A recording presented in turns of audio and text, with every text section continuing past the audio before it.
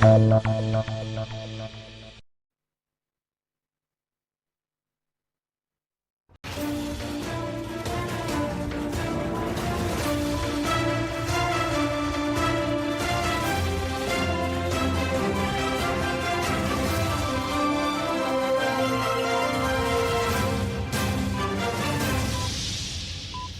7 p.m. Hello, good evening to you. Welcome to News 360 live from our studios here, number 35, John Hammond Street in Accra. I am Noble Crosby Annan. And I am Ayisha Yakubu. Coming up, the top stories.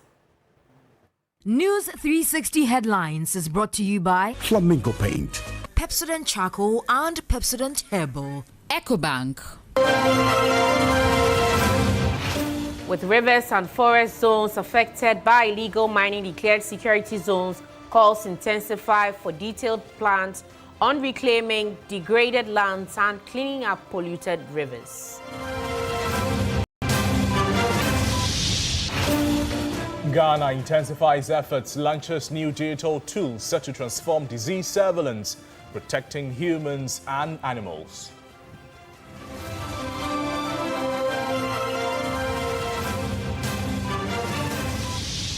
Also in the bulletin, TV3's Ghana's Most Beautiful Adjudged TV Program of the Year 2024 at Chartered Institute of Marketing Ghana Awards.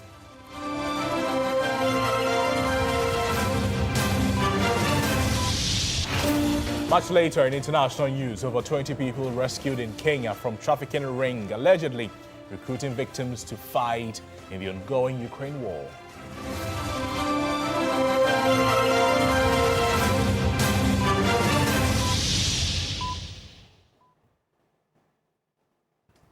Welcome to the broadcast. Let's get interactive also on our social media platforms at TV3 Ghana. But let's get into the details of the stories. We're starting off with issues regarding illegal mining. With research findings revealing toxic metals seeping into Ghana's food and water systems, calls for more concrete action in the fight against illegal mining, also known as Galamsey, have intensified. The government has responded by declaring forests and water bodies in affected areas as security zones to deal with perpetrators of the menace. But is that enough to make an impact? The following report explores the reaction so far to the government's ongoing efforts to combat illegal mining in Ghana.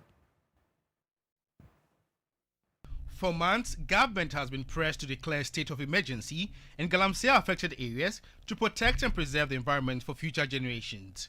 But President John Dramani Mahama, during his first encounter with journalists, said declaring a state of emergency should be the last resort. On Friday, September 26, the Minister for Lands and Natural Resources, Emmanuel Amakofi-Boa, at the closing ceremony of the week-long intensive training program for personnel of the National Anti-Illegal Mining Operations Secretariat in Sunyani, made this announcement. This fight against illegal mining is not going to be stopped, and every measure at the President's disposal will be used. We charge you, as a government prepares to deploy you, for your permanent presence into the forest reserve and water bodies. Understand this clearly. These areas have now been declared by the Commander-in-Chief of the Ghana Armed Forces as security zones. But for those who have decided that that is the only places, including our forest reserves, is where they are going to make their money, your time is up. For CEO of the Ghana Shippers Authority, Professor Ransford Jampo, speaking on the key point, says he still stands by his call for a state of emergency to be declared. It is not good to be mopping a flat, okay? Mopping the floor with a mop when the tap is when open. the tap is on. And for me, what I think must be done is that you shut the tap so that you can mop. So you supported the declaration of the state of emergency. It's a position that I hold, that I'm not shying away from, so that if there are targeted areas that we can say that, hey, here it's an emergency, declare that state of emergency, in those targets, a targeted area. And so this, we are going to do X, Y, Z. I believe it will be the way to go. Convener of the Fix the Country movement, Oliver Bomao, who also spoke on the key point, says the fight against illegal mining must be depoliticized. The security zone has no implication on the soil quality, water quality, and all of that. Yeah. So what is the plan? the fight has to be a bit more broader than boots on the ground at this point, because so much mess has already been done. So what is the plan? And also the process of depoliticizing the conversation as well is ensuring that the technocrats and institutions take the lead. But I'm not seeing that happen. So that for me is more concerning as to, the sustainability, as to how integrated all of this is. He called for clear plans from state agencies on measures to clean up the polluted land and water bodies. We don't have any roadmap from the EPA as to this is what we are doing to clean up. I'm not seeing anything from the Forestry Commission. I'm not seeing anything from, what's the name, the Minerals Commission. In terms of even the NCCE's role in the conversation, I haven't seen it. In terms of leading the public advocacy, I haven't seen that. I haven't seen any data or any conversation from the Ghana Health Service, which is telling us that these are what we anticipate in terms of the effects on humans, and this is how we are preparing for those. I don't know anything. So the fight has to be a bit more broader than boots on the ground at this point, because so much mess has already been done. Vice President of Imani Africa, Kofi Bentil, says the declaration of security zones over forests and water bodies, though a welcome move, is not far-reaching enough. I'm happy that they've declared the security zones. It is not enough. Yeah. Let me explain. If you declare a security zone, how long can you keep the people there? Number two, who owns the land? The name forest reserve means we have reserved it from normal exploitation. How do you go into a reserve to go and rip it up and mine it? Kofi Bentil has this advice for the government. If somebody decides to do that, forfeit the land. They are poisoning the land and all of us are suffering from it. That chief should lose the land. So I'm saying go beyond security zones. If you catch somebody anywhere around the Galamsey place, forfeit that whole land to the state. That will bring up issues of ownership, etc. So even if you are not there, the person can access the land back. Sure. Former Executive Director of the Peasant Farmers Association of Ghana, Dr. Charles Nyaba, tells TV3 the Galamsey menace has greatly affected farming. You go to most of the Galamsey operating areas, and when you even do a farm, apart from the fact that the youth run and leave their own farms, you are not going to get labor to use for your farm production. He noted that stricter measures must be taken to ensure that the big works behind the menace are dealt with. When we talk, you go to Galamsey areas, you arrest the people who are causing the damage. They are not the main owners of the Galamsey fish. The big guys are sitting in the cities. Some of them are big businessmen. Some of them are even in government. It is the reason why we are not able to fight the canker. A national summary report on heavy metal contaminant assessment conducted by the Food and Drugs Authority, FDA, has revealed high levels of heavy metals in some selected food and domestic products on the Ghanaian market. With health experts also sounding alarm over their impact on health, it is our collective responsibility to continue to put pressure on duty bearers to ensure they live up to the mandate given them to protect the public. As citizens, we must endeavor to volunteer information and assist agencies in charge of the space to ensure the protection of the environment for our own health and safety. Well, still on the crisis, Ghana faces extinction if the Galamsey menace is not tackled head-on. Now, these are the words of founding member of the New Patriotic Party, Dr. Nyaho Tamaklo. In an interview with TV3, he reiterated calls for a state of emergency following the devastating impact of the menace on our environment. It is really Ghana versus extinction. Why do I say so? This Galamsey started not yesterday. It started showing its ugly face somewhere in the 80s, and governments didn't take measures to stop it. It started getting worse and worse and worse. And right now we are at a stage that if we are not careful, this country will be totally poisoned. Why do I say so? We are seeing toxins in our own crops that we grow here. We are seeing deformations in newly born babies. We are seeing drastic increase in the cases of liver cancers, spleen, and kidneys. This should definitely alarm us. If this is not going to alarm us, then definitely very soon we shall be extinct from the planet as a country. In life, you either survive or pass on. These are issues that you don't count the number of people you have arrested and take it as a credit against what other government did.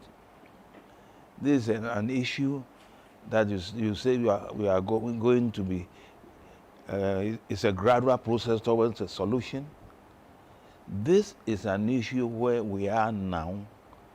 If we don't declare a state of emergency, this nation will disappear. And indeed, all those who might be aware that we have poisoned our rivers, we have poisoned our own food that we consume here, might not even like to come here, neither will they receive our products that we send to them. And to me, it is a serious sign that we shouldn't at all play with it. Well, away from illegal mining, the latest poll by Global Info Analytics Limited has revealed majority of those sampled were against government entering plea bargain deals with suspects under investigations. Musa Dankwa is Executive Director at Global Info Analytics Limited and spoke with Alfred Okansi earlier this morning on the key points. The nominators that you asked that influences the direction of the country is this question. Yeah. Is the government fighting corruption? And we saw a decline there as well. Yes. Let's walk us through that. You know, usually you have people saying that, yes, he's doing well by what they hear, what they see in terms of prosecution, in terms of an announcement of what is going on. I think they are not seeing any of that in the past 90 days. They haven't seen anybody actually being charged, being taken to court, or more revelation about oral and that kind of thing. So they are saying that, why have they gone quiet on that? And also this issue of plea bargain. Remember the last month, there was an issue about plea bargain. And people are furious about this plea bargain. Why should these guys be able to steal money, big money, and then go and cut a deal, and then somebody else steals banana and plantain and goes to jail? So they are really angry about that. And if the government doesn't take care, this thing will blow up in their face. And people are showing their anger by showing a decline in their belief that they are doing enough in fighting corruption. And now from plea bargaining to affirmative action, convener of the Affirmative Action Bill Coalition, Sheila Menka Primos, called for urgent focus in the implementation of the Affirmative Action Act in order to achieve its target by 2026. In an interview with Evelyn Tingma, Sheila Menka Primos said even though some progress has been made, it has been slow, particularly at the executive and legislative levels, and more action is needed to make the act work. The Affirmative Action Act aims to ensure that at least 30% of appointed and elected leadership positions are held by women by 2026 and progressively increase to 50% by 2034. Since the passage in July and assented to in September 2024, the country is said to have made some progress in appointing women to decision-making positions. The judiciary is the first to have achieved gender parity, with women occupying approximately 49.7% of leadership roles. However, Parliament and the executive lag behind. A lot of work still needs to be done. We are still monitoring. Parliament too hasn't really met it. In terms of the parliamentary service itself, is still headed by a man. The judiciary should be commended. They're almost even at 50%, so they've done well. So I believe that if they have done it, other arms of government can also achieve it. For the private sector, some monitoring needs to be done.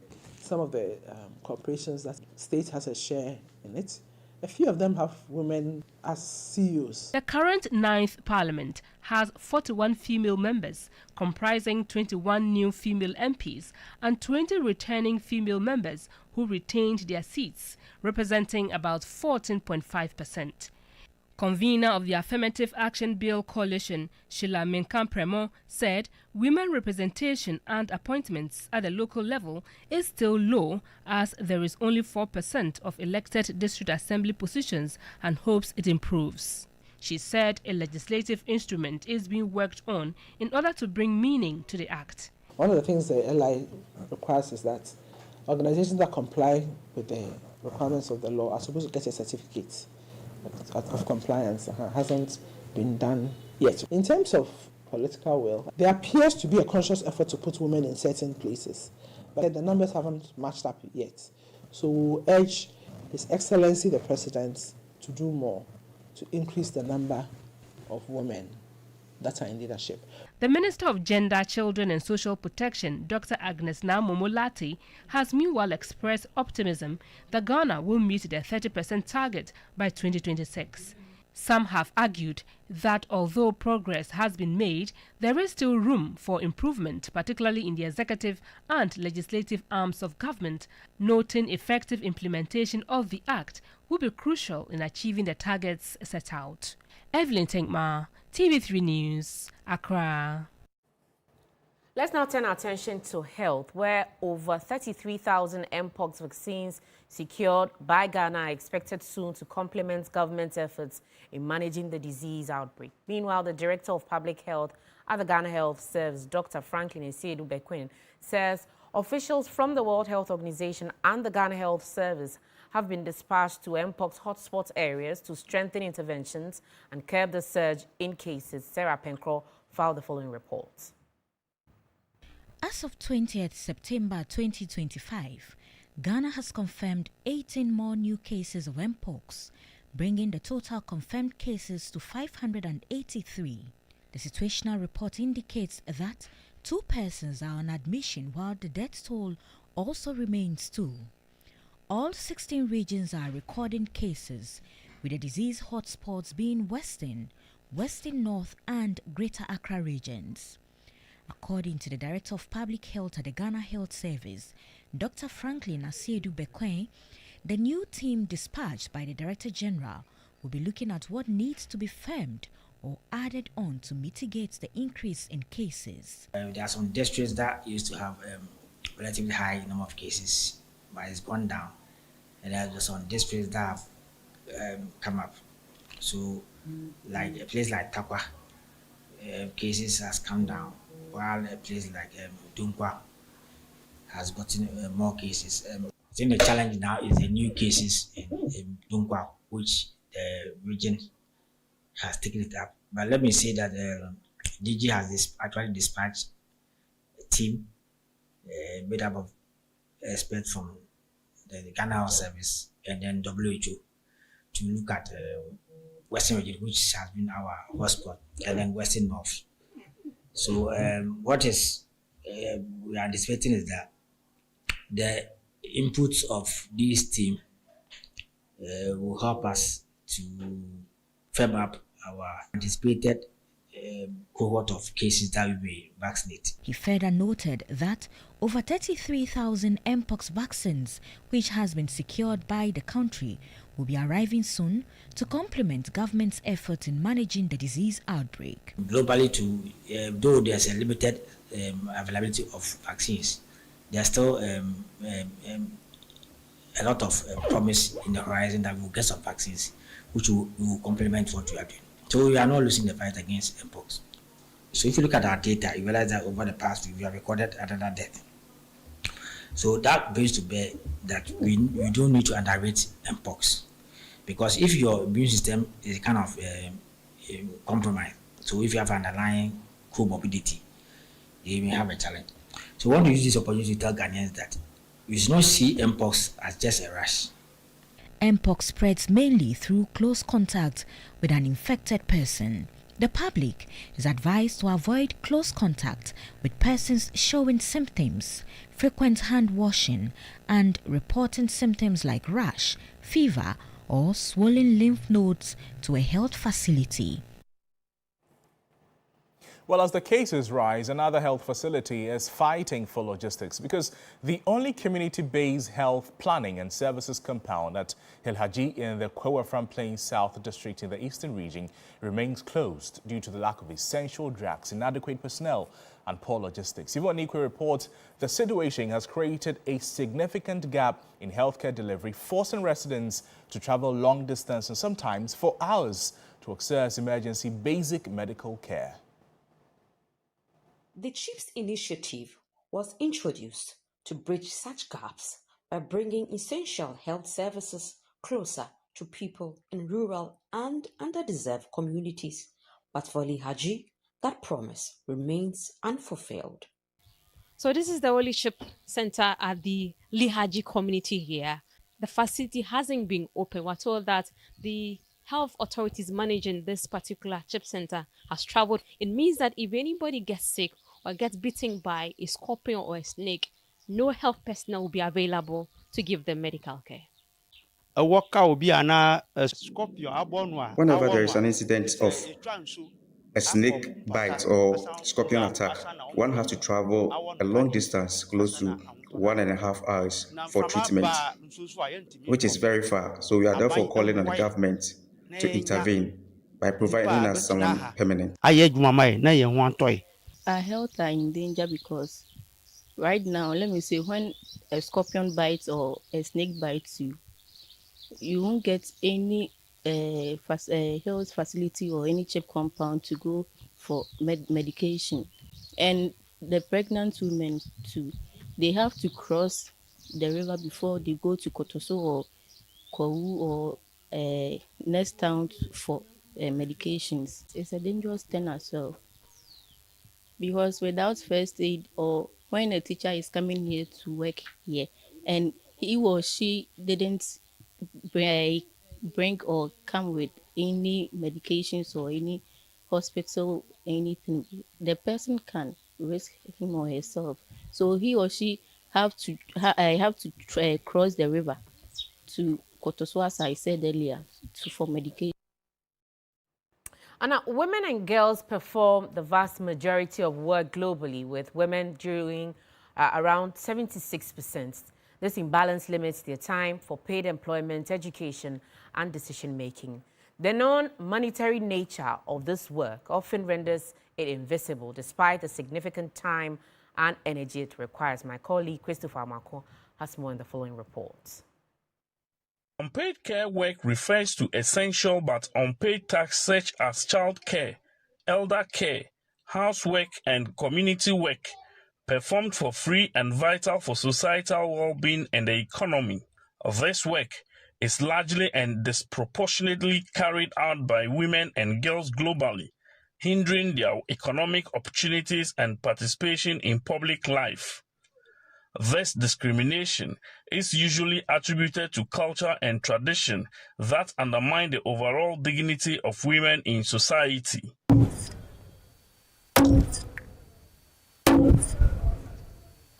Memunatu Osman is a mother of 4 children from Damango in the West Gonja municipality of the Savannah region. Memunatu's job as a mother has been to take care of the children and the home for the past 17 years without monetary compensation.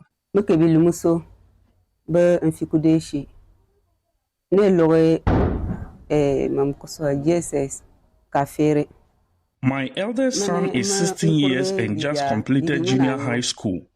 My husband has 2 wives, and so he's with the other woman. I do everything here by myself.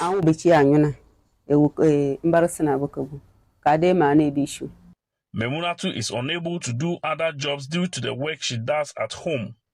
2.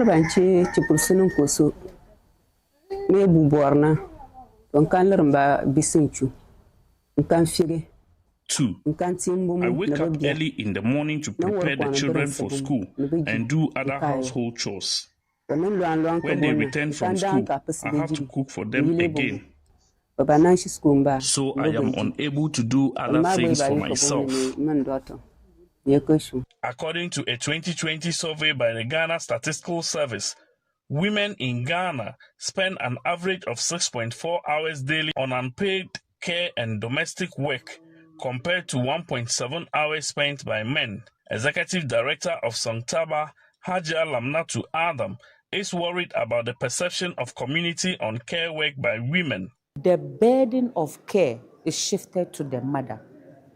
And traditionally already, this is a mother who is left to do all the house chores at home, and yet he has another burden of taking care of a child. So it's like a case of a double jeopardy, because you already have your traditional roles as a woman, and then you have an additional role of care, which is supposed to have been shared and not left just to the woman. She called for intensified advocacy on policy framework to reduce time poverty amongst women. For me, I know we've made some progress when it comes to women as a country. We've just recently have the affirmative action bill passed into law, which is great, but beyond that, we should be looking at how we are investing in women's time, what we call time poverty. And many times we ignore this.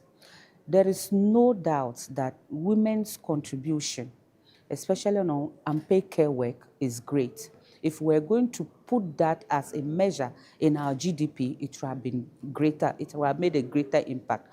But as we speak, we are not able to quantify unpaid care work contributing even towards our GDP. That's one gap. The World Bank identify unpaid care work as a significant contributor to time poverty, which limits women access to education, employment, rest, and civic participation.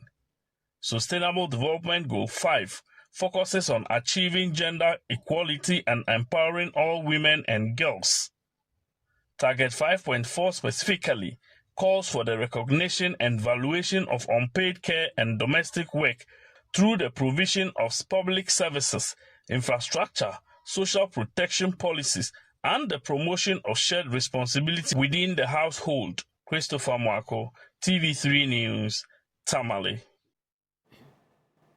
One post, one click. That's all it can take for social media to reconnect long-lost friends, families, and loved ones torn apart by time and distance. Christabel Sesers Trevor explores social media as a tool for reconnection and the risk of finding lost loved ones online.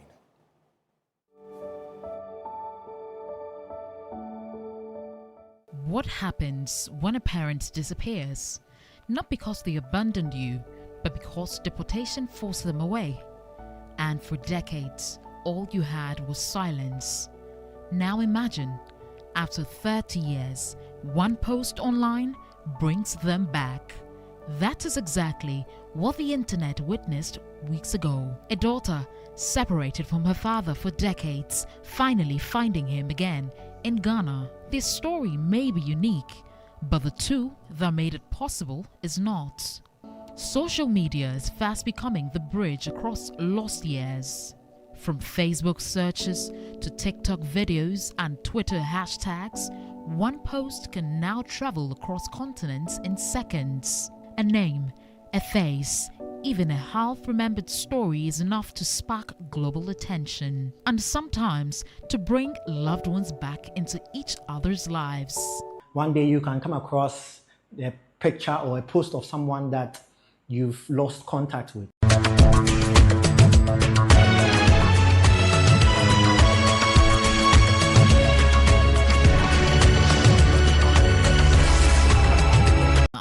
The emotions are raw, joy, relief, even grief for years that can never be reclaimed. But behind every viral happy ending is a complicated reality. Experts say families need time, support, and even counseling to truly rebuild those bonds.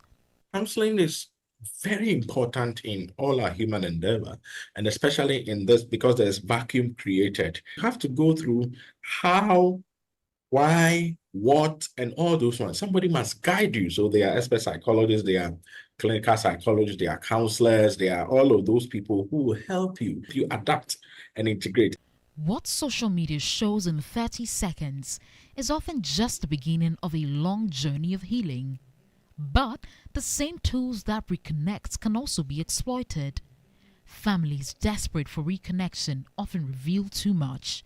And that is where scammers strike. Social media is not really a safe space for you to find loved ones, unless maybe the person who connected you to that or recommended the person can be someone you really trust. Because with AI, anything is possible. You can easily impersonate someone's voice. Even the video calls cannot really be trusted. Experts advise families to verify identities, avoid oversharing, and seek help from trusted networks before taking the search public. Do your research so you know what you're looking for, but don't give away too much, like we said, so that you are dependent on them to give you the answers and respond. Then If you are in doubt, push it as far as ask for a DNA result. Still, when handled carefully, social media has become a lifeline. From NGOs tracing missing children to diaspora groups helping long-lost relatives find one another, community-driven searches are rewriting family histories. But what do ordinary Ghanaians think about stories like this? Social media is good, helping people find their lost relatives, but there's a negative side of it too. People use the images for scam. People might target you, where you live, and every information you give out, they can use that against you. Hope and caution side by side. Both truths mirror what social media has become, a place of connection and of risk. Social media is fast, but it is yet unpredictable. Families do reconnect, yet also get deceived and exploited. More than just a platform, it has become a bridge, sometimes fragile, sometimes strong, sometimes connecting those we thought were lost forever. Just use it wisely. Christabel Success Trevor, TV3 News, Accra. Right, thank you, Christabel. Moving on, Government of Ghana in partnership with the Food and Agriculture Organization has introduced the Event Mobile Application Plus. The tool is a cutting-edge platform designed to boost animal disease reporting and also strengthen early warning systems nationwide. Robust animal disease surveillance is critical to preventing, detecting, and responding to outbreaks that threaten public health, food security, and livelihoods. The Event Mobile Application Plus offers a user-friendly, real-time reporting system for veterinary officers, community animal health workers, and other frontline actors. It is expected to enhance data accuracy, speed reporting, and improve information sharing across institutions, ensuring swift responses when diseases strike. This broader surveillance network has also fostered stronger collaboration across sectors, engaging the Ministry of Environment, Science, Technology and Innovation, as well as the Ministry of Fisheries and Aquaculture Development. Food and Agriculture Organization FAO country representative in Ghana, Priya Gujadir, lauded the initiative. So that the moment symptoms of a disease are identified at farm level, it can take weeks for the information on the symptoms of the disease to be channeled upward from the village to the district, to the region, to the national level, before action is taken. If the diseases are zoonotic diseases, the diseases can jump to humans. It can affect human health and human mortality as well. And this is where the application that FAO has developed comes into play. Chief Veterinary Officer Dr. Emmanuel Aniji Kujo expressed confidence that the system will transform veterinary services while improving animal health across the country. Before 2018, the Veterinary Services Directorate relied solely on paper-based reporting system. But with this digital platform, we can detect health events at the community level and report it in real time. That will also inform our political head, who is the Minister for Food and Agriculture, to take decision as and when animal outbreaks occur. As part of the rollout, training of trainers has already been completed, paving the way for nationwide deployments. Officials say the introduction of the Event Mobile Application Plus not only strengthens animal health management, but also safeguards human health, secures food system, and protects livelihoods, placing Ghana at the forefront of technology-driven solutions and disease surveillance. Away from that, Ghana's Most Beautiful has been adjudged the TV Program of the Year 2024 at the Chartered Institute of Marketing Ghana CIMG Awards. The win at the 36th Annual National Marketing Performance Awards underscores the show's enduring relevance and transformative impact on Ghanaian television. Program of the Year 2024 is Ghana's Most Beautiful TV3. For nearly 2 decades, GMB has captivated viewers, serving as more than just a beauty pageant. The show has successfully carved out a niche as a premium platform that exhibits the culture of Ghana and the continent with a purpose.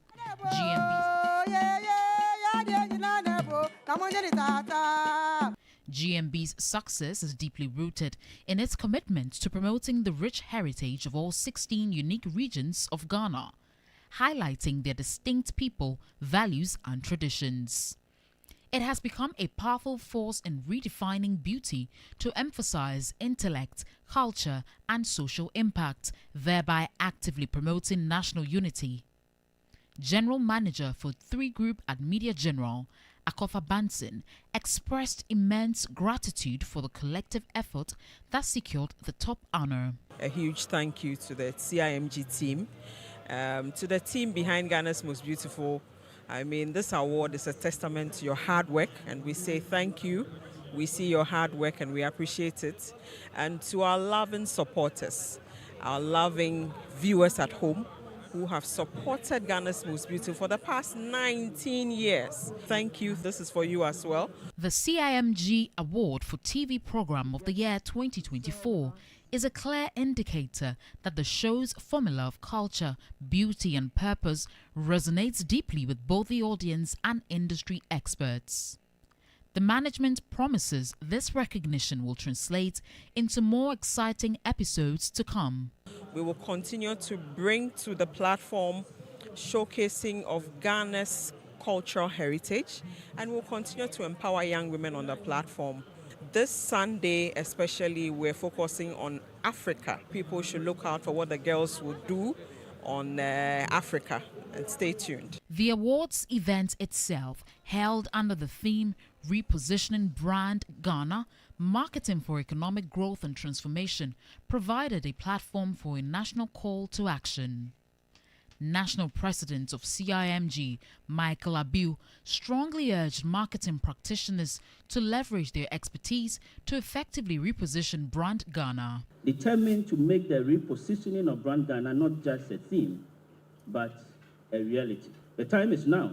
The opportunity is ours, and the choice is yours. Together, let's build the Ghana we envision, a Ghana that is prosperous, competitive, and proudly positioned on the global stage.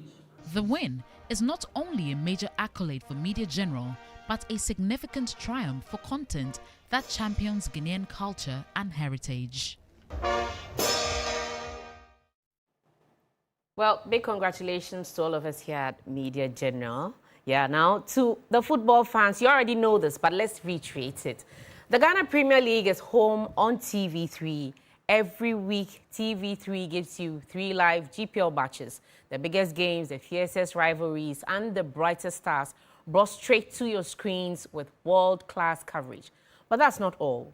We set the stage with our GPL preview show, giving you the inside scoop and expert analysis. And when the final whistle blows, we keep you covered with our highlights and review programs so you never miss a goal, a save, or a talking point. Well, for the fans who love to stay connected on their go, we have reels and updates on social media. This is more than just coverage. This is TV3 positioning the Ghana Premier League as premium sports product. So mark your calendars, gather your friends and join us this weekend for another unforgettable round of Ghana Premier League football, only on TV3. You're watching News360. We have some more news right after this.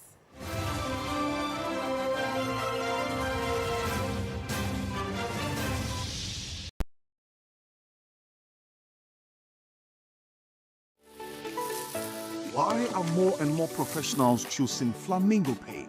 As an interior decorator, I aim for that beautiful elegance look.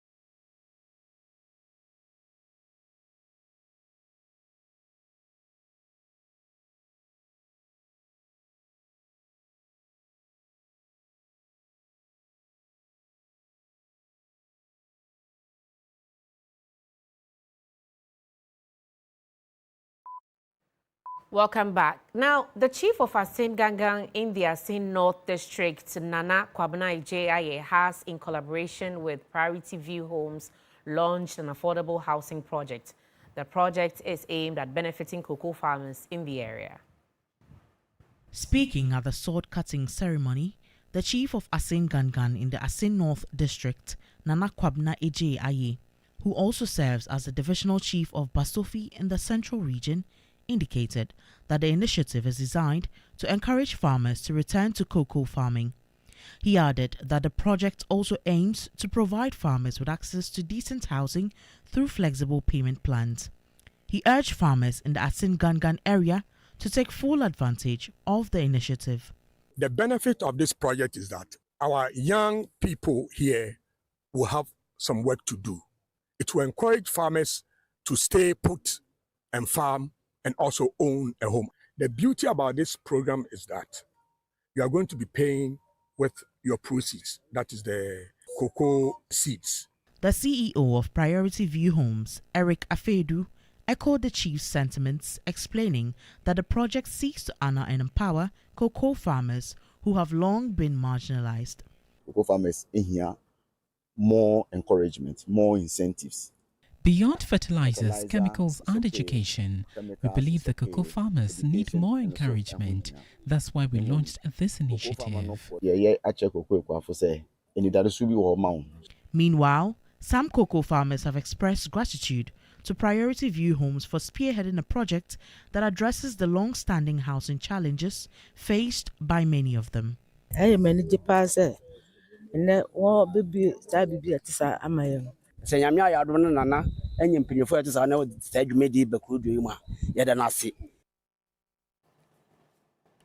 Away from that, Chief of Staff at the Office of the Vice President, Alex Segbefia, has reiterated government's resolve to support technical and vocational education.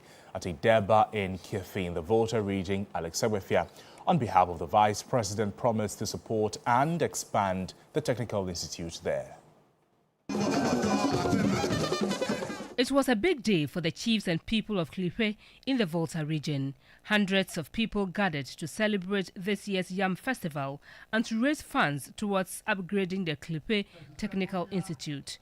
Paramount Chief of the Klipe traditional area, Togbe Koku Jaga the 11th, said the community is blessed with young people who have different potentials and aspirations, but said unemployment is a challenge. He called for support for the Klipe Technical Institute, which he says is helping equip the youth with entrepreneurial skills.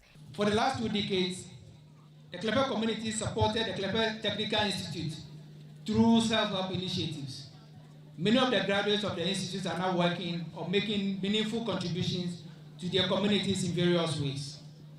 With the community's efforts and fundraising initiatives, such as Occasion Today, we have constructed a 5-unit dormitory block and a teacher residence. However, the infrastructure deficit continues to threaten access and quality as student population increases. Today, we humbly appeal to you all for support to complete the ongoing works as an interim and urgent measure to support the future expansion of the institute. He also charged community members to be better stewards of the environment, noting illegal stone mining, bush burning and deforestation as seriously affecting crop yields. The district chief executive for Ho West, Prof. Francis Duse, promised to liaise with Get Fund and the MP to ensure development of the Technical Institute. The Chief of Staff at the Office of the Vice President, Alex Segbefia, who represented the Vice President, promised to prioritize the development challenges raised by the chiefs. The government will liaise with the responsible institutions to facilitate the provision of the electrical accessories, plumbing materials, painting supplies, fencing materials, and also looking at the possibility of the 40 double-decker beds with mattresses needed to complete the ongoing dormitory and teachers' residence projects.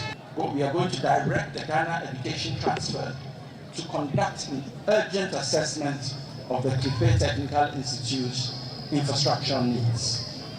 The Deba targeted to raise 1 million Ghana cedis to complete infrastructure and expansion of the Technical Institute. Evelyn Tinkma, TV3 News, Klipe. News 360 returns with sports news after this. Don't go away.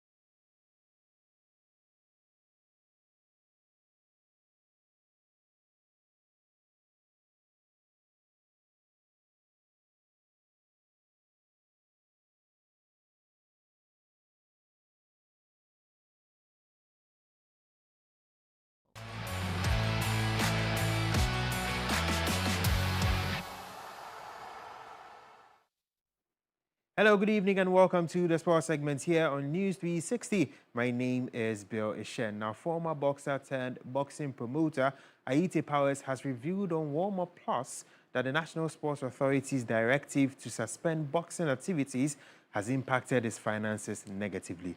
Powers revealed a boxing night scheduled for Saturday and promoted by his group had to be called off due to the NSA's decision. As for now, I don't know. If even they said I should do my promotion next week of next 3 weeks, where am I going to get the money again? All the money I pay, I'm not going to get it back. Everything's spoiled, big time. Millions of cities has gone like that. Even the painful thing for me is because of the medicals. I call all the bosses. I told them that if they don't have money to do their medicals, they should come to GBA. I pay everybody medicals for the fight to come on. Because the medicals, the managers have to pay for it. But maybe money is money. It can be that the manager don't have money. So I call all the bosses and I pay everybody's medical. Madam, what have I done wrong to deserve all this? You put on the money, the kind of money I waste. Am I a world champion? I'm not a world champion. That's the point.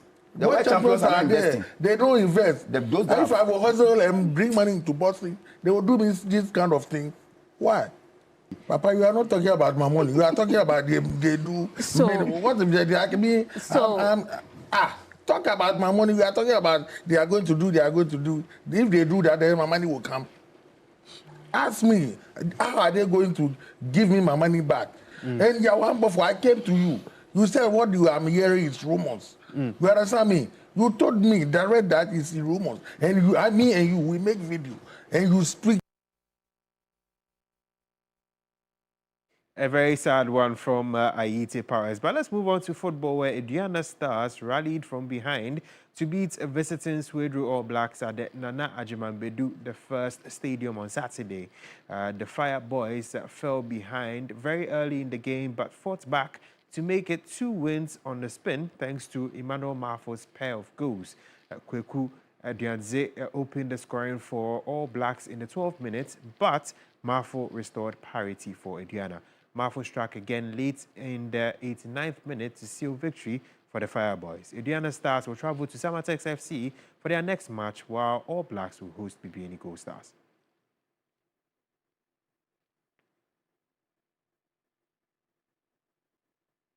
Now let's talk about Ghana players abroad, because Antoine Semenyo continued his fine start to the season with another standout performance for Bournemouth in their matches this season, adding to his 2 assists.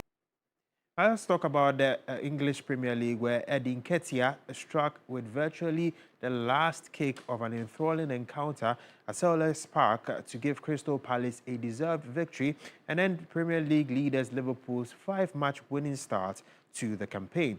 Now, Brighton came from behind to beat an ill-disciplined Chelsea side who had a player sent off for the second Saturday running. And Manchester United skipper Bruno Fernandes had a second-half penalty saved as Ruben Amorim's side slipped to a Premier League defeat at Brentford. To release Reece James's cross, big deflection, Enzo Fernandez. And Kuba Minte. Brighton again with many bodies forward here. In comes the cross, they've got their equaliser. Yari whips it towards the back post, the header back across, and Brighton lead. Maxime de Kuyper with the header. And touches it to Danny Welbeck. Can he round it off here? Yes, he can. First corner of the game. Kamada. It's up towards Gay, and he's lashed in by Welbeck to deliver.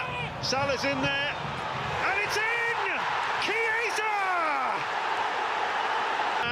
Hughes. It's Nketiah!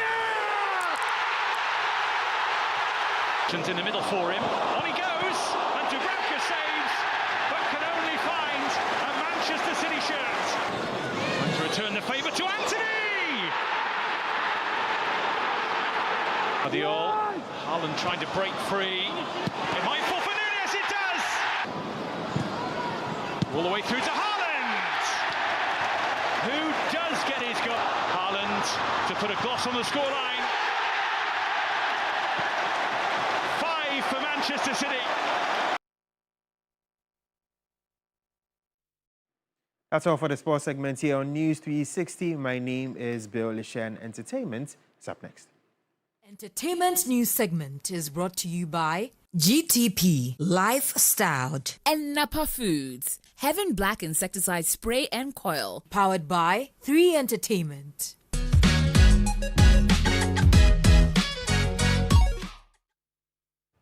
In entertainment news tonight, all is set for Ghanaian rap icon Sarkodie's Rapaholic homecoming concert tonight in the Ashanti regional capital, Kumasi. The much anticipated event is expected to draw thousands of fans from across the region and beyond. Sarkodie will be joined by a host of A-list artists from the Ghanaian music industry, promising what many describe as one of the biggest musical events to ever hit Kumasi. Organizers say strict security measures have been fully enforced to ensure the safety of all attendees. 3 Entertainment will bring you exclusive highlights and coverage from that event.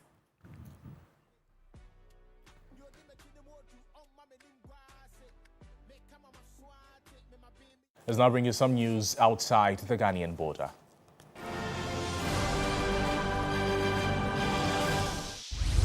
More than 20 people have been rescued in Kenya from a suspected human trafficking ring that lured them with job offers in Russia but intended to send them to fight in Ukraine.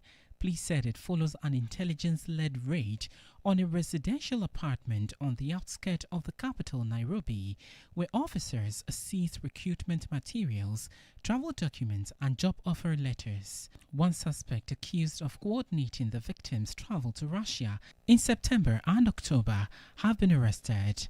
He has taken to court, which allowed him to be detained for 10 days while the police completed their investigations.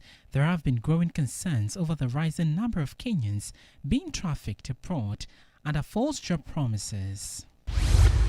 Hamas says it has not yet received U.S. President Donald Trump's Gaza ceasefire plan as Israeli forces expanded their assault on Gaza City. The comments came after Israeli newspaper Haaretz cited sources as saying that Hamas had agreed in principle to release all the Israeli hostages it holds in return for hundreds of Palestinian prisoners and the gradual withdrawal of Israeli troops under Trump's plan. Also included in the proposal were the end of Hamas rule in Gaza and Israel agreeing not to annex the territory and drive out Palestinians living there, Haaretz reported.